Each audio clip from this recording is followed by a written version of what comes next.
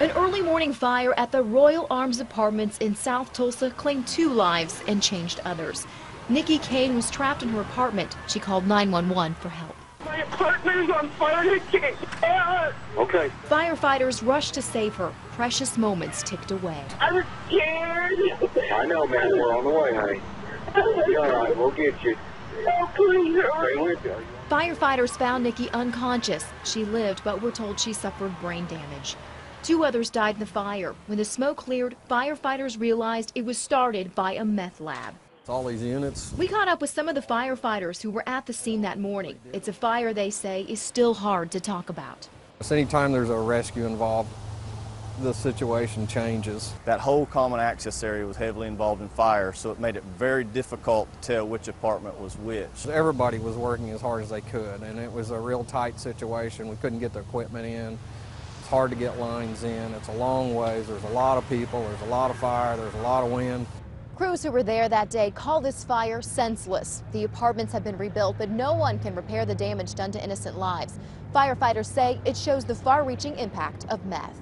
But we just knew that the fact that it was a stinking big fire and there was a lot of people involved in it. And then when our first image of those people burn up, that was just, that won't leave us for a long time. I don't think it'll ever leave us as firemen when we see people like that. The risk goes up beyond apartment living. Just ask Philip Brotherton and his family. We realized that we needed a house to settle into, and we were looking through the market, and we came upon a good deal and thought we were getting a good deal.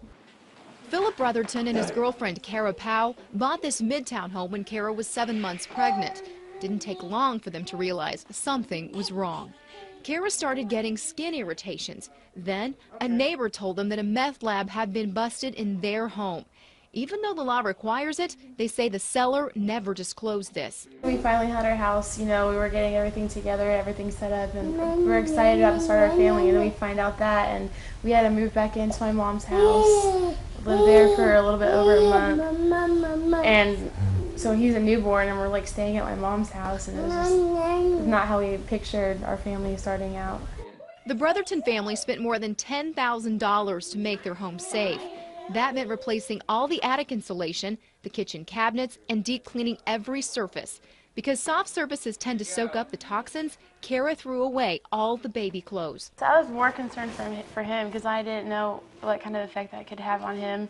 It was really, really scary. Once we find out how dirty your property is, then we can determine how we clean it. Bill Coy owns Apex BioClean. He says depending upon a home's size and level of contamination, cleanup can cost anywhere from $5,000 to $19,000, none of which is covered by insurance. People are just painting these places and encapsulating the contamination, and there's hundreds of homes in Tulsa, I'm sure that this has already happened to. If you do have a property that was busted as a meth lab, you need to have it tested and cleaned properly, and then that way you have your certificate of your fit-for-use document. After talking with the experts, we built an interactive graphic that shows you signs of a meth house, and here's how it works. Just click on the icons, such as a smoke detector that may have been removed or taped off, or a ventilation system that may have also been altered.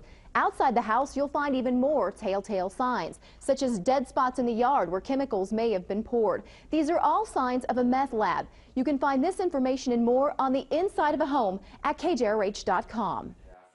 As for the Brotherton family, they finally feel safe in their home. And experts say no matter where you live, there are risks, all because of meth.